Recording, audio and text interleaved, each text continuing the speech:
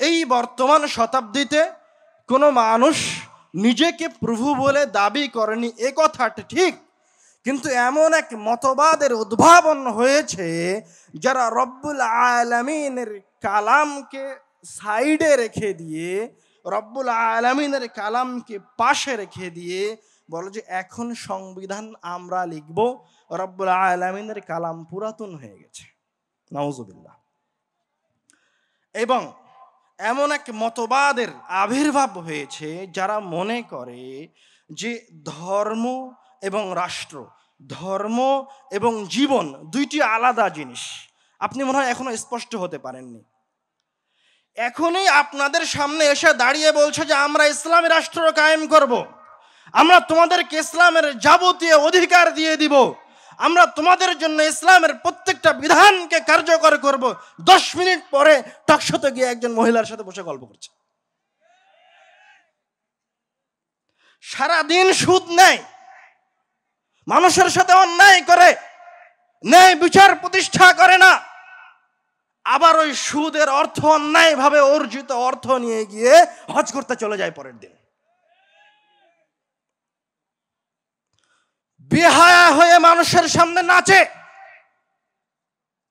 নাম তার মুসলমান, যখনই কাবা ঘরের দিকে ইবাদতের জন্য যায় তখন সে বিশাল বড় আবায়া পড়ে নাই, কালো হিজাব দিয়ে নিজের শরীরকে ঢেকে নেয়, দিয়ে বলে আমি মুসলমান। এই যে পয়জন মানুষের ভিতরে ঢুকেছে,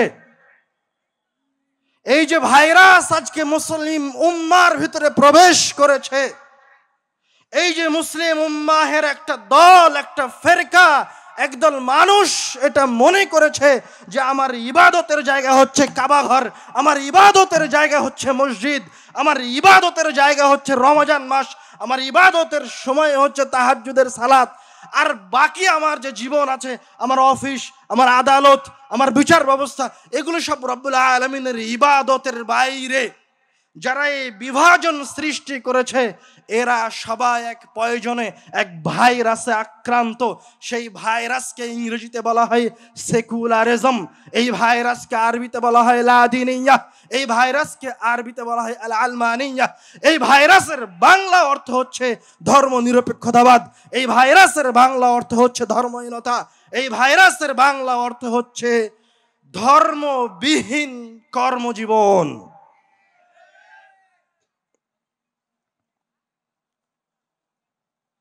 আমি এখন পর্যন্ত আমার মূল আলোচনায় প্রবেশ করিনি। যেটা বললাম এটা ছিল সেকুলারিজমের পরিচয়, সেকুলারিজম কি, এবং আমি আপনাকে বোঝানোর চেষ্টা করেছি যে এই দেশের প্রত্যেকটা মানুষ এখন সেকুলারিজমের পয়জনে আক্রান্ত। ও জানে না এটা কখন তার ভিতরে প্রবেশ করেছে, ও শৈথল্যবাদী হওয়ার চেষ্টা করছে, তার অজান্তে সে এখন সেকুলারিজমে আক্রান্ত। তার অজান্তে এখন সে মনে করছে যে এটা তো স্বাভাবিক জিনিস, এটা করাতে তো কোনো সমস্যা নাই, আমি তো আল্লাহর ইবাদত করছি।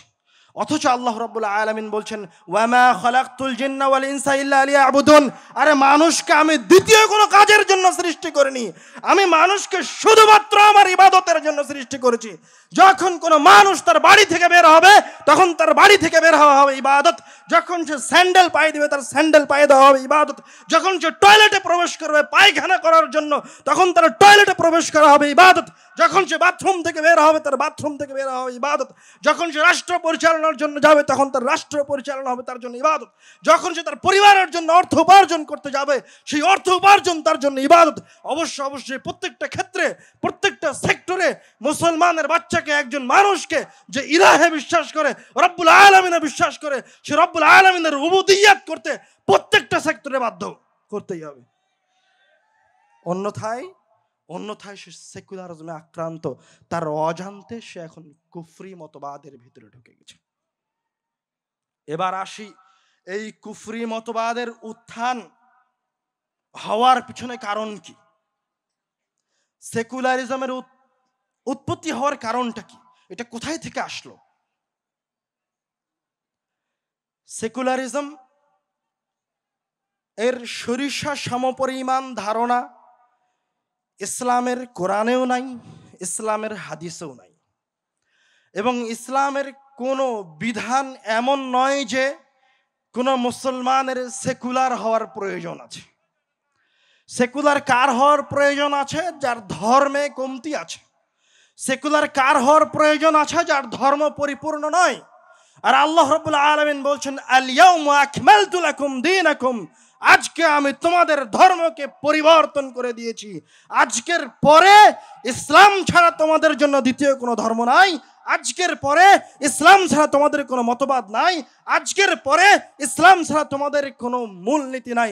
তোমাদের কোনো রাষ্ট্রের মূলনীতি নাই, তোমাদের কোনো অর্থনৈতিক মূলনীতি নাই, তোমাদের কোনো বিচার ব্যবস্থার মূলনীতি নাই, একমাত্র কি ছাড়া? ইসলাম ছাড়া। আমরা সেকুলারিজমের উত্থানের 3টি কারণ উল্লেখ করব। সেকুলারিজম এসেছে মূলত ইউরোপ কান্ট্রিগুলি থেকে। গির্জার পাদ্রীদের নির্যাতন, অত্যাচার সহ্য করতে না পেরে এবং খ্রিস্টান ধর্মের জ্ঞান ও বিজ্ঞানের সাথে সাংঘর্ষিক হওয়ার কারণে মূলত সেকুলারিজমের উৎপত্তি হয়। আমি মোট 3টি কারণ উল্লেখ করব। তার প্রথম কারণ হচ্ছে সেকুলারিজম ইউরোপ কান্ট্রিতে আসে পাদ্রীদের অত্যাচারের কারণে। তাদের অত্যাচারের একটা রূপ ছিল, যখন কোনো খ্রিস্টান কোনো পাপে লিপ্ত হতো তখন সেই পাপের প্রায়শ্চিত্ত করার জন্য তাদের ইন্ডুলজেন্স নামক একটা সিস্টেম ছিল। সেটা হচ্ছে পাদ্রীকে গির্জায় অর্থ দিতে হয়। তো গির্জার পাদ্রীরা এই উপায়ে দেশের জনগণের খ্রিস্টানদের অর্থ আত্মসাৎ করত। এটা কোন ধর্মের নিয়ম? কোন ধর্মের নিয়ম? খ্রিস্টান ধর্মের নিয়ম। আমি আপনাকে এই আলোচনা খুব মনোযোগ সহকারে শোনার জন্য উদাত্ত আহ্বান জানাবো। এই আলোচনার বিষয়বস্তু কঠিন, যদি মনোযোগ দিয়ে না শোনেন তো হয়তো বুঝতে পারবেন না। এবং এই সেকুলারে আক্রান্ত মুসলিম উম্মাহ গত 500 বছর থেকে, আপনি এই আলোচনা যদি মনোযোগ সহকারে না শোনেন তাহলে আপনার যেই উত্তর শরীরে আসছে এরাও এই সেকুলারিজমের ভয়াবহ পয়জনে, ভয়াবহ ভাইরাসে আক্রান্ত হয়ে থাকবে। এটা হচ্ছে প্রথম একটা কারণ। আর এই জায়গায় আপনি ইসলামের প্রায়শ্চিত্ত দেখেন। ইসলামে যখন কোনো মুমিন বান্দা পাপ করে তখন তার পাপ হচ্ছে 2 ভাগে বিভক্ত। একটা হচ্ছে রাষ্ট্রের সাথে যত অপরাধ রয়েছে সেগুলির হুকুম আহকাম রাসূল সাল্লাল্লাহু আলাইহি ওয়াসাল্লাম বলে দিয়েছেন। এবং ব্যক্তির সাথে যে অপরাধ আছে সেটাও রাসূল সাল্লাল্লাহু আলাইহি ওয়াসাল্লাম বলে দিয়েছেন। আমরা এই পর্যায়ে শুধুমাত্র ইসলাম ধর্ম কতটা মানুষের জন্য সহনশীল, মানুষের জন্য ইসলাম ধর্মের প্রায়শ্চিত্ত মানুষের জন্য কতটা সহনশীল এবং সহজ সেটা বোঝানোর জন্য খ্রিস্টান ধর্মের প্রেক্ষিতে রাসূল সাল্লাল্লাহু আলাইহি ওয়াসাল্লামের একটা হাদিস বলবো। একজন সাহাবী রাসূল সাল্লাল্লাহু আলাইহি ওয়াসাল্লামের কাছে এসে বলছে, ইয়া রাসূলুল্লাহ হালাকতু, হে আল্লাহর রাসূল আমি ধ্বংস হয়ে গেছি। তখন রাসূল সাল্লাল্লাহু আলাইহি ওয়াসাল্লাম বলছেন, মা লাকা, কি হয়েছে তোমার? তখন ওই সাহাবী বলছে, ইয়া রাসূলুল্লাহ ইন্নী ওয়াকাഅতু আলা যাওজাতি আলা ইমরাতি ওয়া আনা সাইমুন, আমি সিয়াম অবস্থায় আমার স্ত্রীর সাথে মিলিত হয়েছি। এবার রাসূল সাল্লাল্লাহু আলাইহি ওয়াসাল্লাম বলছেন, তুমি কি একজন দাসকে মুক্ত করতে পারবা? সাহাবী বলছে, লা, পারবো না। তখন রাসূল সাল্লাল্লাহু আলাইহি ওয়াসাল্লাম বলছেন, হাল তাস্তাতিউ আন তাসুমা শাহরাইন মুতাতাবিআইন, তুমি কি এই পাপের প্রায়শ্চিত্ত করার জন্য লাগাতার 2 মাস সিয়াম পালন করতে পারবা? সাহাবী বলল, লা, লা ইয়া আল্লাহ, হে আল্লাহর রাসূল আমি লাগাতার 2 মাস সিয়াম পালন করতে পারবো না। তখন রাসূল সাল্লাল্লাহু আলাইহি ওয়াসাল্লাম তাকে আর তৃতীয় অপশন দিয়ে বলছেন, হাল তাস্তাতিউ আন তুতঈমা 60 মিসকিনান, তুমি কি 60 জন মিসকিনকে খাওয়াতে পারবা? ওই সাহাবী আবারও বলল, হে আল্লাহর রাসূল আমার এই সক্ষমতা নাই যে 60 জন মিসকিনকে খাওয়াতে পারবো। তো এইভাবে কথা চলছে। এরই মাঝে রাসূল সাল্লাল্লাহু আলাইহি ওয়াসাল্লামের কাছে এক ডালি খেজুর হাদিয়া হিসেবে পৌঁছেছে। তখন রাসূল সাল্লাল্লাহু আলাইহি ওয়াসাল্লাম বলছে, আইনা সাইল, মানে একটু আগে যে আমার কাছে এই পাপের প্রায়শ্চিত্তের জন্য খুঁজছিল, যার কাছে কোনো কিছুর সক্ষমতা ছিল না, এই পাপের প্রায়শ্চিত্ত করার সক্ষমতা ছিল না, ওই ব্যক্তিটা কোথায়? তখন বলছে, আনা, হে আল্লাহর রাসূল এই যে আমি। তারা বলছে, খুয ওয়া তাসাদদাক বিহা, আমার খেজুরগুলো নিয়ে গিয়ে তুমি এগুলি সাদকা করে দিয়ে তোমার পাপ থেকে মুক্ত হও। দেখেন, ইসলাম ধর্মের একজন গুরু তার শীর্ষকে, ইসলাম ধর্মের রাসূল তার সাহাবীকে নিজের সম্পদ দিয়ে বলছে, তার নিজের সম্পদ দিয়ে বলছে এগুলো তুমি আর একজনকে দাও, দিয়ে তোমার পাপগুলিকে ক্ষমা করে নাও। সুবহানাল্লাহ। আর অন্য ধর্মের গুরুরা কি বলে, আমাকে টাকাটা দাও, আমার পকেটে ঢোকাই। এই হাদিস এখানে শেষ হয়নি, আরো মজার কথা আছে। এবারকার ওই রাসূল সাল্লাল্লাহু আলাইহি ওয়াসাল্লাম জিজ্ঞাসা করছে, হে আল্লাহর রাসূল, এই খেজুর কি আমি আমার চাইতে বেশি দরিদ্র, আমার চাইতে যে দরিদ্র তার কাছে তাকে দিব? তারপরে তার কথাটা আমি আপনাদেরকে শুনাই। ফাওয়াল্লাহি মা বাইনা লাবাতাইহা আহলা বাইতিন আফকারা মিন আহলা বাইতি। হে আল্লাহর রাসূল, এই মদিনার উত্তর থেকে দক্ষিণে, পূর্ব থেকে পশ্চিমে যত পরিবার আছে, যত মানুষ বসবাস করে, এই পুরো মদিনার ভিতরে সবচেয়ে গরিব পরিবার হচ্ছে আমার পরিবার। ফাদাহাকা রাসূলুল্লাহ সাল্লাল্লাহু আলাইহি ওয়াসাল্লাম, রাসূল সাল্লাল্লাহু আলাইহি ওয়াসাল্লাম তখন জোরে হেসে উঠলেন, দিয়ে বলছে, ঠিক আছে, তুমি এই খেজুর নিয়ে গিয়ে তোমার পরিবারকে খাও। সুবহানাল্লাহ।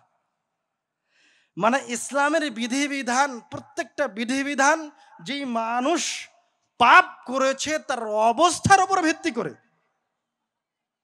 কথা কি বুঝতে পারেননি?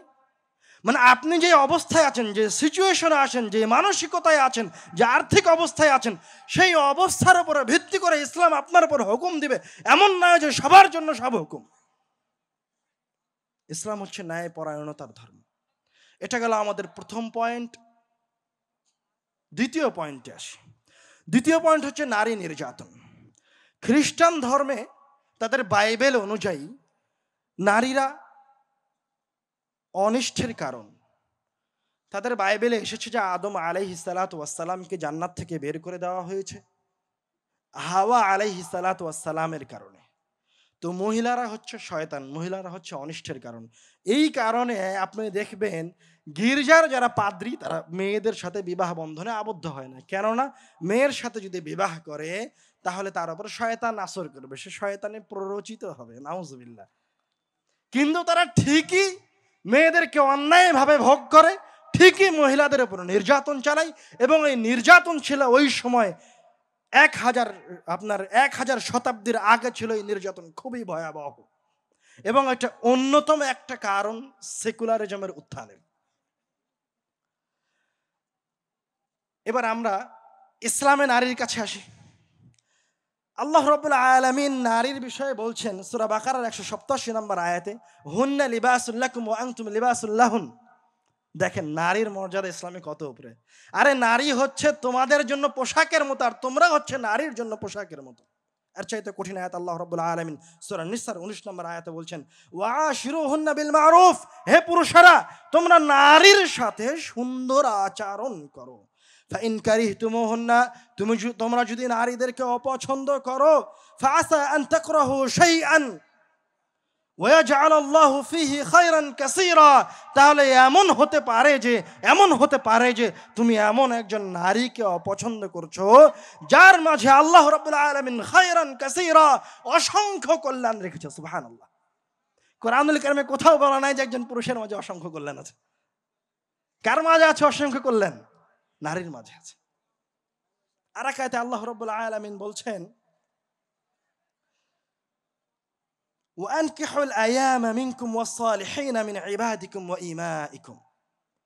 আরে তোমাদের মাঝে যারা অবিবাহিত আছে, সৎ পুরুষ আছে, দাস দাসী আছে, ওদেরকে বিবাহ দিয়ে দাও। ইন ইয়াকুনু ফুকারা আয়ুগনিহিমুল্লাহ, এরা যদি ফকিরও হয় ইউগনিহিমুল্লাহ মিন ফাদলিহ, তাহলে একজন মেয়ে দরিদ্র, একজন পুরুষ দরিদ্র যখন বিবাহ বন্ধনে আবদ্ধ হবে, একজন মেয়ে মুমিন, একজন পুরুষ মুমিন যখন বিবাহ বন্ধনে রব্বুল আলামিনের বিধান অনুযায়ী একত্রিত হবে, রব্বুল আলামিন তাদেরকে ধনী করে দিবে। সুবহানাল্লাহ। মানে ইসলাম একজন মহিলার ভিতরে কি রেখেছে? কল্যাণ রেখেছে। আল্লাহ রাব্বুল আলামিন একজন পুরুষকে মহিলার সাথে সংযুক্ত হতে বলেছেন। আল্লাহ রাব্বুল আলামিন মহিলাকে পুরুষের পোশাক স্বরূপ হিসেবে বলেছেন। সুবহানাল্লাহ। কোথায় অন্যান্য ধর্মে নারীদের মর্যাদা আর কোথায় ইসলাম ধর্মে নারীদের মর্যাদা? এটা হচ্ছে সেকুলারিজম উত্থানের দ্বিতীয় কারণ। আপনারা কিন্তু প্রত্যেকটা পয়েন্ট খুব ভালোভাবে নোট করার চেষ্টা করবেন এবং মনে রাখার চেষ্টা করবেন। এবার আমরা আসি তৃতীয় পয়েন্টে। এটা হচ্ছে সবচেয়ে গুরুত্বপূর্ণ এবং সবচেয়ে মেজর কারণ। সেটা হচ্ছে ধর্মের সাথে জ্ঞান ও বিজ্ঞান, ধর্মের সাথে আধুনিক জ্ঞান বিজ্ঞানের সাংঘর্ষিক অবস্থান। খ্রিস্টান রাষ্ট্রগুলিতে ইউরোপ বিশ্বে তাদের মানুষেরা মূলত গির্জার অধীনস্থ ছিল। সেগুলি ছিল পাদ্রীদের অধীনে। পাদ্রীরা যেই হুকুম দিত, যেইভাবে বিধান বাস্তবায়ন করত, সেইভাবে সেগুলি বাস্তবায়ন হতো। যখনই জ্ঞান ও বিজ্ঞানের আবির্ভাব হতে শুরু করে, ইউরোপিয়ানরা জ্ঞান বিজ্ঞান নিয়ে চর্চা করতে শুরু করে, তখন এই জ্ঞান বিজ্ঞান তাদের বাইবেলের দৃষ্টিভঙ্গিতে, তাদের পাদ্রীদের নিকটে এই জ্ঞান ও বিজ্ঞান হচ্ছে, এই আধুনিক বিজ্ঞান হচ্ছে কুফরি। তখন এই পাদ্রীরা এই বিজ্ঞানীদেরকে কাউকে ফাঁসি দেয়, কাউকে আগুনে জ্বালায়, নানান ধরনের শাস্তির সম্মুখীন করে। আমি এর মাঝে দুই একজনের শাস্তির কথা উল্লেখ করব। একজন হচ্ছে গ্যালিলিও, আপনি অনেকেই তার নাম শুনেছে এবং চিনে। সে একটা থিওরি উত্থাপন করেছিল, সেটা হচ্ছে সূর্যকে কেন্দ্র করে পৃথিবী ঘোরে। যখন সে এই থিওরি উপস্থাপন করে ইউরোপিয়ানদের সামনে, তখন পাদ্রীরা বলে এ ধর্মদ্রোহী, একে জেলে ঢোকাও, ওকে জেলে দিয়ে দেওয়া হয়। আর একজন বিজ্ঞানী জিওর্দানো ব্রুনো, সে বলে মহাকাশে অসংখ্য তারকা রাজি আছে, গ্রহ উপগ্রহ আছে। তখন পাদ্রীরা বলে এ কুফরি করেছে, এবং তার এই মতবাদের কারণে তারা তাকে আগুনে জ্বালিয়ে, জীবন্ত আগুনে জ্বালিয়ে হত্যা করে। হাইপেশিয়া একজন নারী বিজ্ঞানী, খ্রিস্টানরা তাকে জনসম্মুখে মারতে মারতে মেরে ফেলে। তো খ্রিস্টান ধর্ম সরাসরি ছিল বিজ্ঞান বিরোধী। তো যখন তাদের ধর্ম বিজ্ঞান বিরোধী, তখন তাদের প্রয়োজন দেখা দিল যে যদি বিজ্ঞান নিয়ে আসার প্রয়োজন হয়, তাহলে অবশ্যই এই ধর্মকে একটা গণ্ডির মাঝে নিয়ে আসতে হবে, একটা বক্সের মাঝে নিয়ে এসে ওকে আটকিয়ে দিতে হবে, এবং যে অঙ্গ প্রত্যঙ্গগুলি জ্ঞান বিজ্ঞানের সাথে জড়িত সেগুলিকে কেটে ফেলে দিতে হবে। এটা হচ্ছে তাদের থিওরি।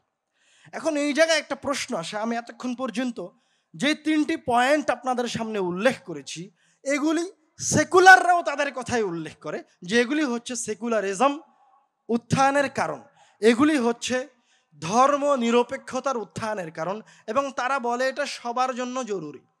কিন্তু এই জায়গায় তারা একটা জিনিসকে লুকায়, একটা জিনিসকে তারা লুকায়িত রাখে। সেই জিনিসটা কি?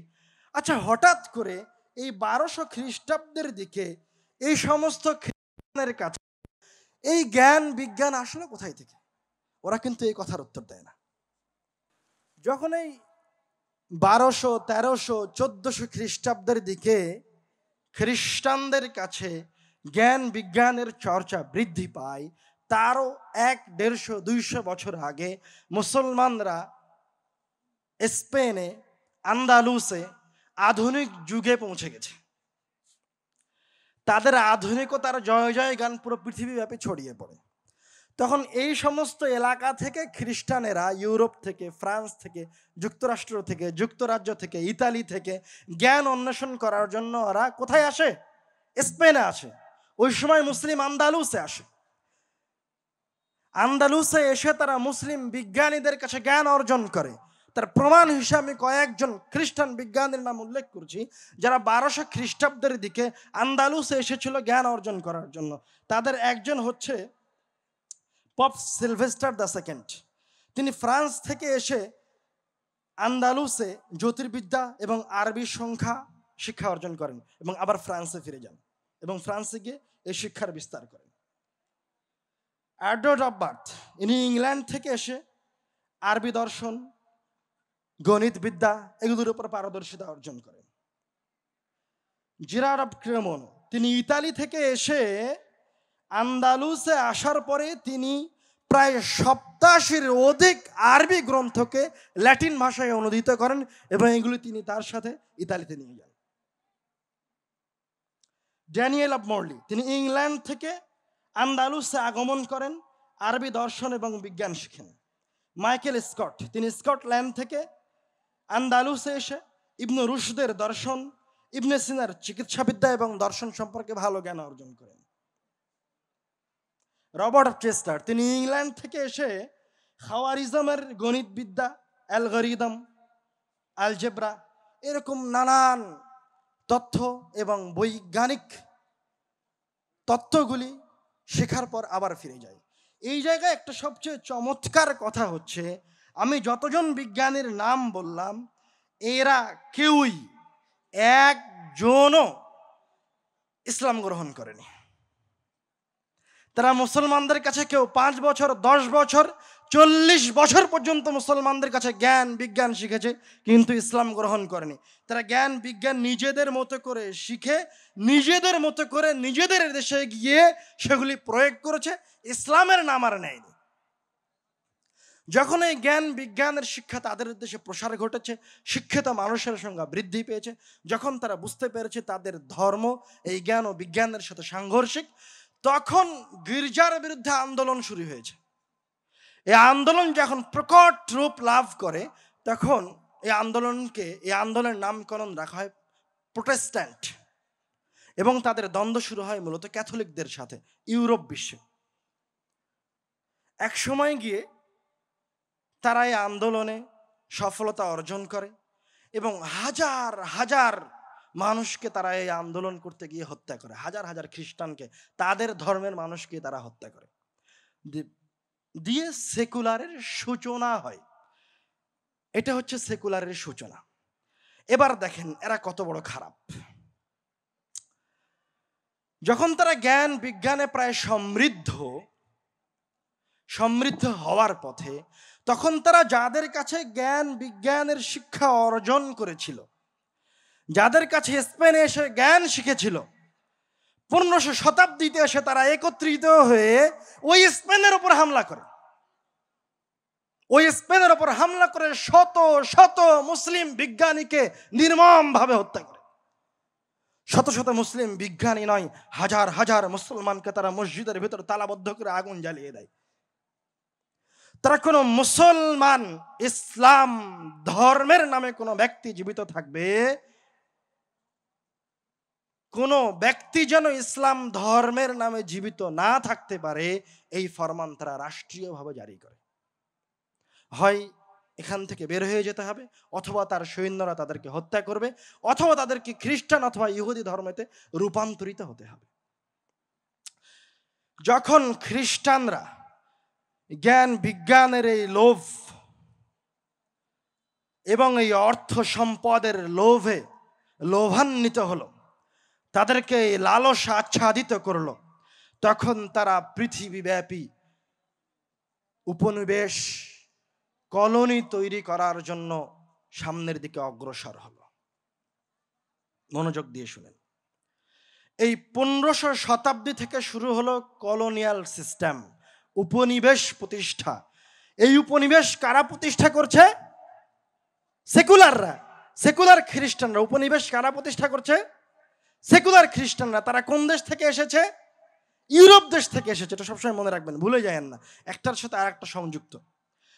1500 শতাব্দীতে শুরু হলো এই যাত্রা, প্রায় 1700 শতাব্দী পর্যন্ত চলতে থাকলো।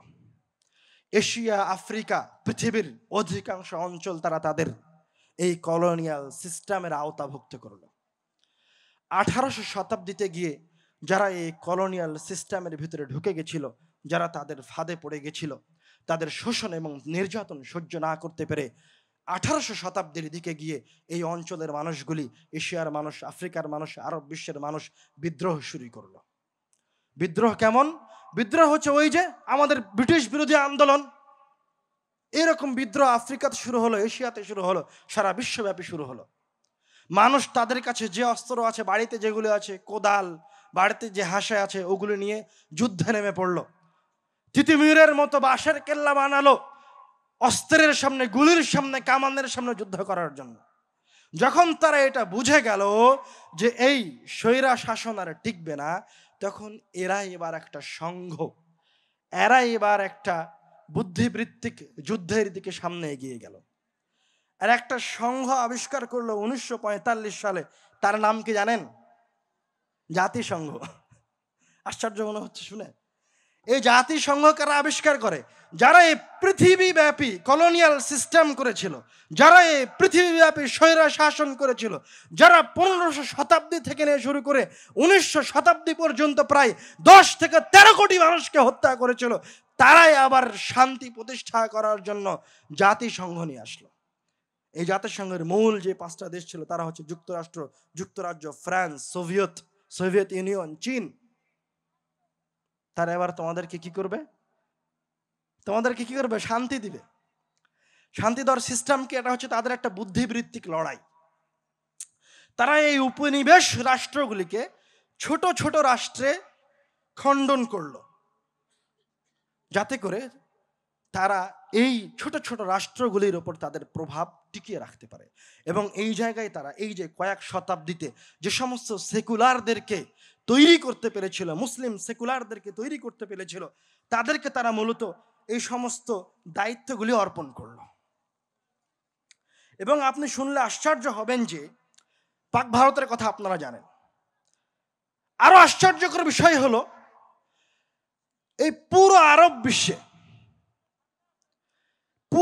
বিশ্বের মানুষের ভাষা এক, সবাই আরবিতে কথা বলে।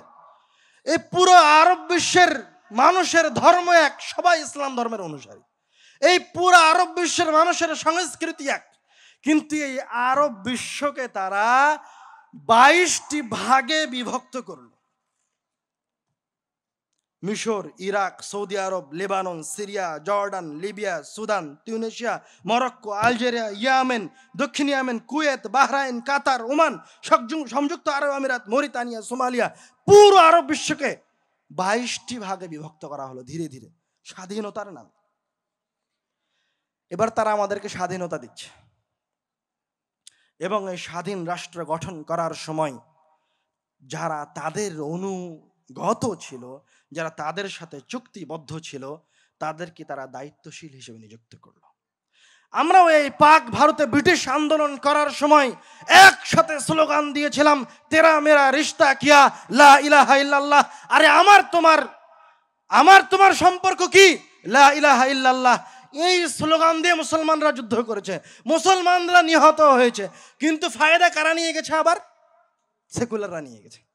কারণ ওই সময় ক্ষমতায় যাদের হাতে বন্টন করা হয়েছে তারা ছিল সেকুলার। 47 সালে পাকিস্তান, 1947 পাকিস্তান আর ভারত বিভক্ত হলো, মোট 3 খণ্ডে বিভক্ত হলো। তারপর 1971 এসে বাংলাদেশ হলো, আর আপনার ভারত হলো, পাকিস্তান হলো। তো বাংলাদেশের মানুষ যখন 71 সালে আবার যুদ্ধ করলো, তখনও তারা লিল্লাহে তাকবীর আল্লাহু আকবার বলে যুদ্ধ নেমেছিল। মারা গেছে কে? মুসলমানই মারা গেছে। আবার ফায়দা কে নিয়ে গেল? সেকুলাররা নিয়ে গেল, যারা ভারতের সাথে সম্পর্ক রাখত। আবার দীর্ঘ প্রায় 50 বছর পর 2024 সালে যখন আন্দোলন হলো, এই যারা আন্দোলন করলো তারাও তো আসলে অবগত নয় তাদের নিজের ইতিহাস সম্পর্কে, তারাও অবগত নয় আসলে 71-এ কি হয়েছিল, তারাও অবগত নয় 47-এ কি হয়েছিল, তারাও জানে না আসলে কলোনিয়াল সিস্টেম কি, তারাও জানে না যে আসলে উপনিবেশ সিস্টেমের আওতায় তারা এখনো আছে, তারা এখনো গোলাম। তারাও লিল্লাহে তাকবীর আল্লাহু আকবার বলে দেশ তো জয় করলো, কিন্তু ক্ষমতা কাদের হাতে চলে গেল? আবার সেকুলারদের হাতে চলে গেল। আচ্ছা, এই জায়গায় আসলে সেকুলাররা বারবার ক্ষমতা নিয়ে যাচ্ছে কিভাবে? তারা তো মুসলমান। এই জায়গায় সেকুলার একটা পন্থা অবলম্বন করে। ওই যে আমি বললাম, যারা তাদের ফেভারে থাকে তাদেরকে তারা দায়িত্ব দেয়, এবং তারা হচ্ছে ওই সমস্ত মুসলমান, ওই সমস্ত মুমিন ব্যক্তি যখনই যেই সময় যেই প্রেক্ষাপট আসে, ওই প্রেক্ষাপট অনুযায়ী তারা কোরআনুল কারীম থেকে দলিল বের করে, রাসূলের জীবন থেকে দলিল বের করে, তারপরে আপনার সাহাবীদের জীবন থেকে দলিল বের করে। যেমন যখন সমাজতন্ত্র এসেছে তখন তারা রাসূল সাল্লাল্লাহু আলাইহি ওয়াসাল্লামের জীবন থেকে দলিল দিয়েছে। সমাজতন্ত্র বুঝেন তো আপনারা? সমাজতন্ত্র হচ্ছে সব নাগরিক সমান, সবার মাঝে সমানভাবে অর্থ বন্টন করা হবে, এর নাম হচ্ছে সমাজতন্ত্র সংক্ষিপ্ত আকারে। তো যখন সমাজতন্ত্র আসলো তখন এই সমস্ত মুসলিম মুনাফিক আলেমেরা সমাজতন্ত্রের ফতোয়া নিয়ে আসলো রাসূলের জীবন থেকে। আরে রাসূল যখন মারা গেছে তখন তার সম্পদ তার ওয়ারিসদের দেওয়া হয়নি, এই যে সমাজতন্ত্রের দলিল পাওয়া গেছে। আর আবু বকর রাদিয়াল্লাহু তাআলা আনহু যখন খেলাফতে এসেছে তখন তার যতটুকু অর্থ তার দৈনিক প্রয়োজন খাওয়ার এবং থাকার জন্য, ততটুকু অর্থ বায়তুল মাল থেকে আবু বকর রাদিয়াল্লাহু তাআলা আনহুকে দেওয়া হয়েছে। এই যে এবার সমাজতন্ত্রের দলিল পাওয়া গেছে। এরা হচ্ছে টাটকা শয়তান এক একটা। তারপরে যখন সমাজতন্ত্র বাতিল হয়ে গেল, চললো না, টিকলো না, তখন গণতন্ত্র তারা নিয়ে আসলো। গণতন্ত্র যখন নিয়ে আসলো তখন আবার এক ধরনের আলেম গণতন্ত্রের দলিল নিয়ে চলে আসলো। আরে কোরআনুল কারিমে আল্লাহ রাব্বুল আলামিন বলেছেন ওয়াশাবিরহুম ফিল আমর। আরে কোরআনুল কারিমে আল্লাহ রাব্বুল আলামিন সবার পরামর্শ সাপেক্ষে কাজ করতে বলেছেন। গণতন্ত্র তো সবচেয়ে উত্তম ব্যবস্থা রব্বুল আলামিনের এই কালামকে বাস্তবায়নের জন্য। এই জায়গায় সবাই তার নিজের আদর্শকে বাস্তবায়নের জন্য, নিজের নেতাকে নির্বাচন করার জন্য সবাই ভোট দিতে পারে। তো এর চাইতে কি ভালো কোনো ব্যবস্থা হতে পারে? এদের পরিচয় আমি আপনাদেরকে আরো স্পষ্ট করে বলি।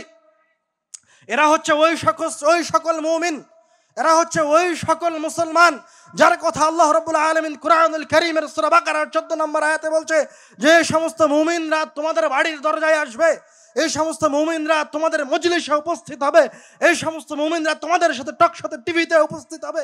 উপস্থিত হয়ে কি বলবে? ওয়াইদা লাকুল্লাযিনা আমানু ক্বালু আমান্না। যখন তারা মুসলমানদের সাথে সাক্ষাৎ করবে তখন তারা বলবে আরে আমরা তো ঈমান আনয়ন করেছি। ওয়াইদা খালাউ ইলা শায়াতিনহিম। আর যখনই তারা শয়তান বন্ধুগুলির কাছে যাবে, কাফেরদের সাথে ওই অ্যাম্বাসিতে গিয়ে সাক্ষাৎ করবে, তখন তারা বলবে, যখন তারা ওই মা দুর্গার পূজায় যাবে তখন তারা বলবে ইন্না মাকুম ইন্নামা নাহনু মুস্তাহজিউন। আরে আমরা তো তোমাদের সাথেই আছি, ওই মুসলমানের একটু ভোটের দরকার ছিল তাই তার কাছে গেছিলাম।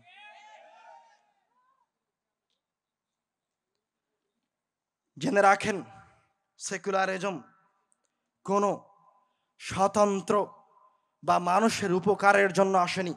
সেকুলার হচ্ছে নিজেই একটা মতবাদ। সেকুলারিজম নিজেই এমন একটা সিস্টেম যার নিচে এই সমস্ত গণতন্ত্র, সমাজতন্ত্র, লিবারিজম এগুলোকে তারা বিভিন্ন সময় বিভিন্নভাবে নিয়ে এসেছে। যে মানুষকে বোঝানোর চেষ্টা করেছে যে আমরা তোমাদের জন্য ফ্রিডম বাস্তবায়ন করতে চাই, আমরা তোমাদের জন্য তোমাদের ধর্মকে বাস্তবায়ন করতে চাই।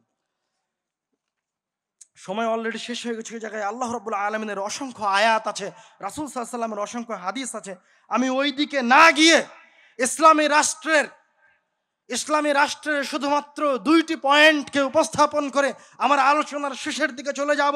তার একটা পয়েন্ট হচ্ছে, যখন সেকুলাররা বিচার ব্যবস্থার সিস্টেমকে নিয়ে আসে, যখন সেকুলারেরা কোনো সিস্টেম অথবা কোনো কানুন অথবা কোনো নিয়মকে নিয়ে আসে, তখন সেকুলাররা নিজের পক্ষ থেকে নিয়ে আসে, তাদেরকে জিজ্ঞাসা করার মতো কেউ থাকে না। কিন্তু ইসলামে রাসূলও যে বিধান নিয়ে আসে, সেই বিধানের বিষয় সে রব্বুল আলামিনের মুখাপেক্ষী। খলিফা যেই বিধান নিয়ে আসে, সেই বিধান যদি একটু এই দিকে ওই দিকে হয়, তাহলে তার সামনে সাহাবী দাঁড়িয়ে গিয়ে তার বিরোধিতা করে বলে যে আপনি এই বিধান কোথায় পেলেন? আমি আপনাকে কোরআনুল কারীম থেকে একটা উদাহরণ দিতে চাই। রাসূল সাল্লাল্লাহু আলাইহি ওয়াসাল্লাম মক্কা বিজয় করেছেন। মক্কা বিজয় করে কাবা ঘরের ভিতরে ঢুকছেন, 2 রাকাত সালাত আদায় করে রব্বুল আলামিনের ইবাদত করবেন। তো কাবা ঘরে ঢোকার সময় ওসমান বিন তালহার কাছ থেকে কাবা ঘরের চাবিটা নিয়ে নিয়েছেন, তাকে আর দেননি, কাবা ঘরে ঢুকে গেছেন। তখন আল্লাহ রাব্বুল আলামিনের কাছ থেকে ওহী অবতীর্ণ হলো, ইন্নাল্লাহা ইয়া'মুরুকুম আন তুআদ্দুল আমানাতা ইলা আহলিহা। ইন্নাল্লাহা, নিশ্চয় আল্লাহ রাব্বুল আলামিন, ইয়া'মুরুকুম, তোমাদেরকে নির্দেশ দিচ্ছে, আন তুআদ্দুল আমানাতা ইলা আহলিহা, তোমরা আমানতকে তার হকদারের কাছে পৌঁছে দাও। রাসূল অন্য কেউ নয়, এই পৃথিবীর মাটিতে সর্বশ্রেষ্ঠ ব্যক্তি, এই পৃথিবীর মাটিতে যিনি শরীয়ত নিয়ে এসেছেন, এই পৃথিবীর মাটিতে রব্বুল আলামিনের কাছে সবচেয়ে প্রিয় ব্যক্তি আবু তালহার কাছ থেকে চাবি নিয়ে চলে গেছেন। তো রব্বুল আলামিনের পক্ষ থেকে নির্দেশ আসলো, তুআদ্দুল আমানাতা ইলা আহলিহা, তোমরা আমানতকে তার হকদারের কাছে পৌঁছে দাও। রাসূল সাল্লাল্লাহু আলাইহি ওয়াসাল্লাম দ্রুত কাবা ঘর থেকে বের হয়ে এসে তালহার কাছে চাবি বুঝিয়ে দিলেন, সুবহানাল্লাহ। এবং আজ পর্যন্ত তালহার বংশধরের কাছে কাবা ঘরের দরজার চাবি আছে। সেকুলাররা বলার চেষ্টা করে যদি মুসলিম সাম্রাজ্য কায়েম হয় তাহলে অন্যান্য ধর্মাবলম্বীদের কি হবে? তোমরা শুনে রাখো, রাসূল সাল্লাল্লাহু আলাইহি ওয়াসাল্লাম বলেছেন যে কোন অমুসলিম, ইহুদি, খ্রিস্টান, বৌদ্ধ, হিন্দু যদি কোনো ইসলামী রাষ্ট্রতে আশ্রয় গ্রহণ করে, যদি মুআহাদার ভিতরে আসে, আর কোনো মুসলমান যদি তাকে অন্যায়ভাবে হত্যা করে, তাহলে ওই মুসলিম পরকালে জান্নাতের ঘ্রাণও পাবে না, অথচ জান্নাতের ঘ্রাণ 40,000 বছরের দূরত্ব থেকে পাওয়া যায়। তারিখের কিতাবগুলিতে একটি ঘটনা বর্ণনা করা হয়েছে। সত্য মিথ্যা ঘটনা কতটুকু সঠিক তা এখনো তদন্ত করিনি, তবে ঘটনার সাথে সাহাবীদের ওই সময়ের অনেক মিল আছে, খেলাফতের অনেক মিল আছে।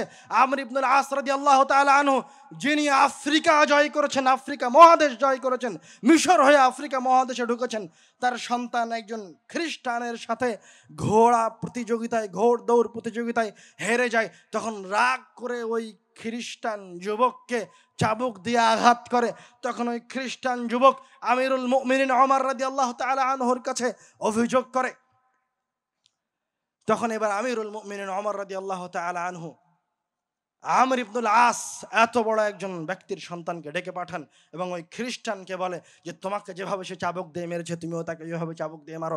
এর নাম হচ্ছে ইসলামের নিয়ম কানুন, ইসলামের ন্যায় পরায়ণতা। এছাড়াও অসংখ্য হাদিস, অসংখ্য ঘটনা, আল্লাহ রাব্বুল আলামিনের অসংখ্য বাণী আছে। আমি পরিশেষে আপনাদের সামনে সবচেয়ে গুরুত্বপূর্ণ যে কথাটা বলবো, সবচেয়ে গুরুত্বপূর্ণ এবং সবচেয়ে সেন্সিটিভ যে বিষয়টি আমি আপনাদের সামনে উপস্থাপন করতে চাই, সেটা হচ্ছে সেকুলাররা সব সময় তাদের মতকে, তাদের মতাদর্শকে টিকিয়ে রাখার জন্য ইসলামের বিধি বিধানকে তারা নেগেটিভ ওয়েতে পেশ করার চেষ্টা করে। এটা হচ্ছে মুসলমানদের বিরুদ্ধে, ইসলামের বিরুদ্ধে তাদের সবচেয়ে বড় হাতিয়ার। যেমন তাদের একটা নেগেটিভ থিঙ্কিং হচ্ছে মুসলমানরা মেয়েকে বোরখার ভিতরে আবদ্ধ করে রাখে, তাদেরকে জেলের ভিতর আটকিয়ে রাখে। হে সেকুলারের বাচ্চা, সেকুলার শুনে রাখো, হে সেকুলাররা শুনে রাখো, আমি তোমাদের সামনে আজ এই বোরখার হিকমতের কথা বলছি না, আমি আজ এই বোরখার ভিতরে থাকা মুসলিম নারীর মর্যাদার কথা বলছি। এই বোরখার ভিতরে থাকা, যাকে তোমরা টেন্ট উপাধি দিয়েছো, এই তাবির ভিতরে লুকিয়ে থাকা একজন মহিলা, তোমার একজন সেকুলার, তোমার একজন হিন্দু, খ্রিস্টান, তোমার একজন বৌদ্ধ সেকুলারের চেয়ে অনেক উত্তম। তুমি এই কথা স্পষ্টভাবে জেনে রাখো যে এই মুসলিম, এই মুমিনা নারীকে কোনো হিন্দু কোনোদিন স্পর্শ করতে পারবে না, কোনো খ্রিস্টান কোনোদিন স্পর্শ করতে পারবে না, কোনো বৌদ্ধ কোনোদিন স্পর্শ করতে পারবে না। কিন্তু তোমার মতো একজন সেকুলার নারীকে হিন্দু স্পর্শ করে, তোমার মতো একজন সেকুলার নারীকে খ্রিস্টান ভোগ করে, তোমার মতো একজন সেকুলার নারীকে যে পয়সায় ভোগ করে, কিন্তু এই টেন্টের ভিতরে থাকা, বোরখার ভিতরে থাকা একজন মুসলিম নারীকে কেউ স্পর্শ করতে পারে না। তুমি জেনে রাখো, স্পষ্টভাবে জেনে রাখো সেকুলারবাদীরা,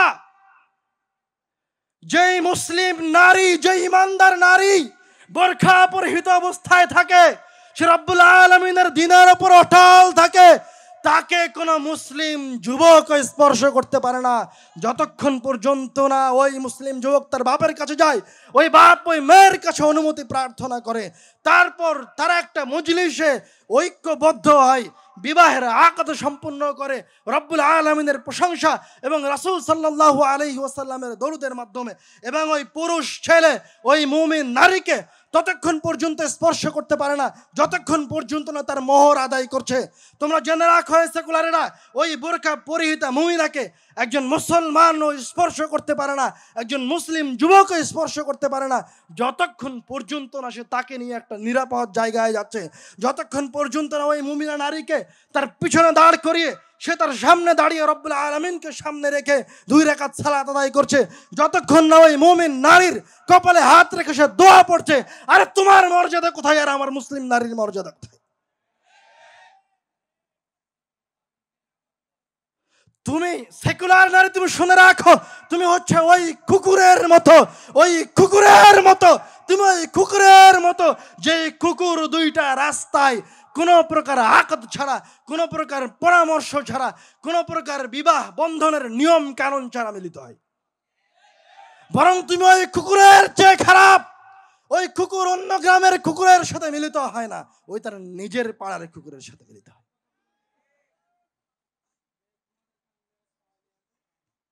হে আহলে হাদিসের সন্তানেরা, হে প্রিয় দ্বীনী মুসলিম ভাই ও বোন, আপনারা স্পষ্টভাবে জেনে রাখেন, একজন খ্রিস্টান সেকুলার হতে পারে, একজন হিন্দু সেকুলার হতে পারে, একজন বৌদ্ধ সেকুলার হতে পারে।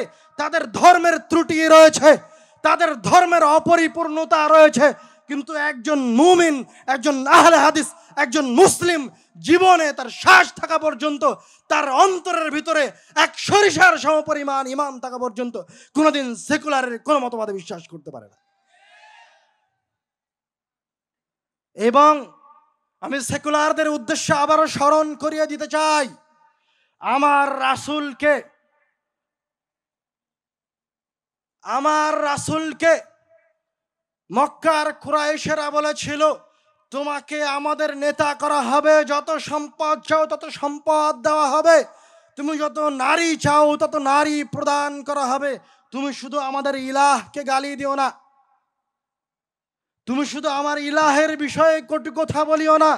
রাসূল সাল্লাল্লাহু আলাইহি ওয়াসাল্লাম তাদের সাথে সরিষা সমপরিমাণ কম্প্রোমাইজ করেনি। তারা রাসূল সাল্লাল্লাহু আলাইহি ওয়াসাল্লামকে বহুভাবে কষ্ট দিয়েছে, তারা রাসূলের উপর পাথর নিক্ষেপ করেছে, তারা রাসূলের মাথার উপর উটের ভুঁড়িকে চাপিয়ে দিয়েছে, তারা রাসূল সাল্লাল্লাহু আলাইহি ওয়াসাল্লামকে রক্তাক্ত করেছে। রাসূল সাল্লাল্লাহু আলাইহি ওয়াসাল্লাম আল্লাহ রাব্বুল আলামিনের উলুহিয়াতের সাথে এক সরিষা সমপরিমাণ কম্প্রোমাইজ করেনি।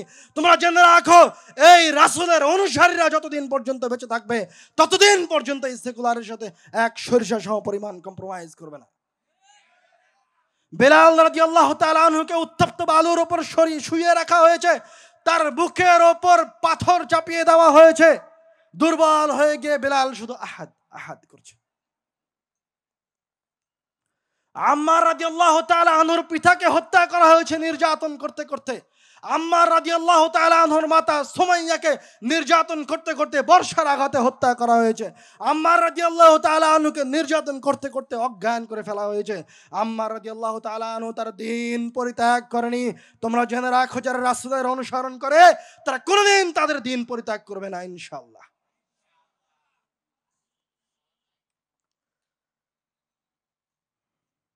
পরিশেষে আমরা রব্বুল আলামিনের ওই আয়াত দিয়ে শেষ করব, ইন্না সালাতি ওয়া নুসুকি ওয়া মাহইয়ায়া ওয়া মামাতি লিল্লাহি রাব্বিল আলামিন।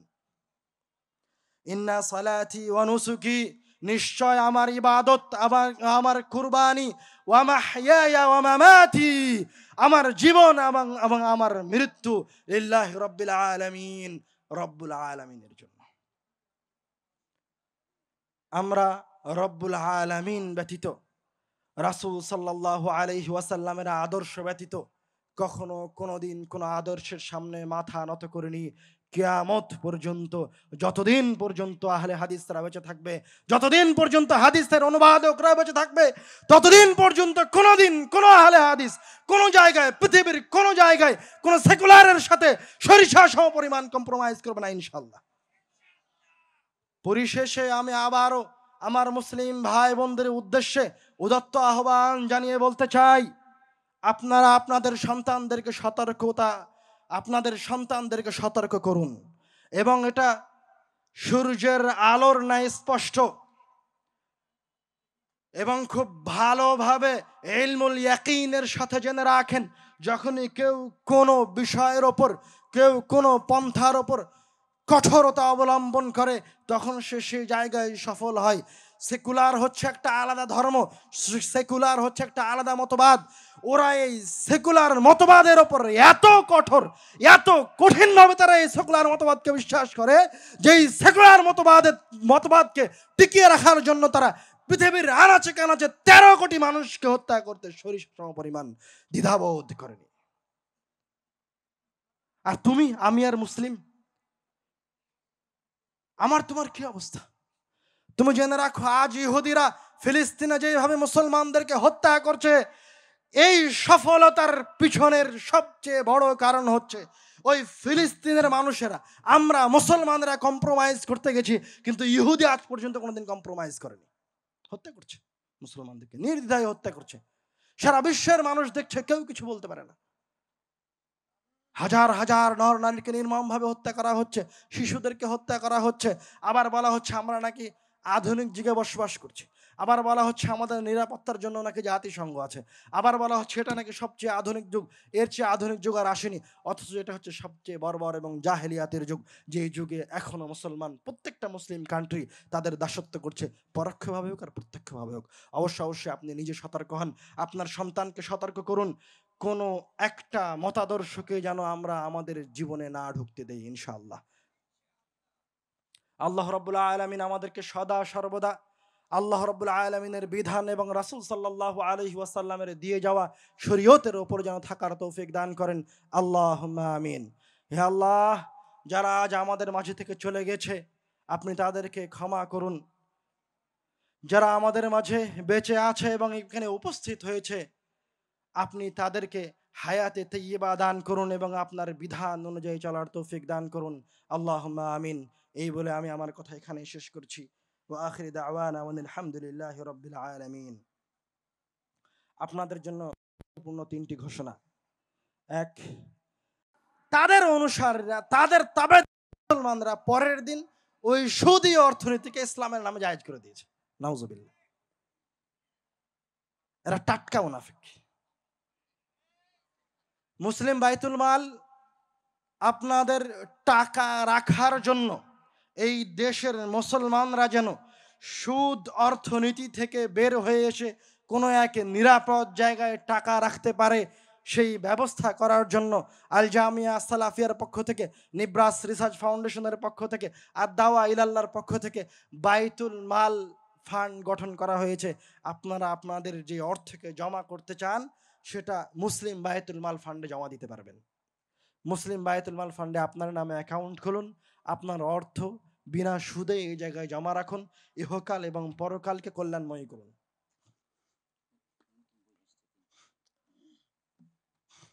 এবং যে সমস্ত ভাইয়েরা বিভিন্ন জেলা থেকে দাওয়া ইলাল্লাহর কুপন নিয়েছিলেন অবশ্যই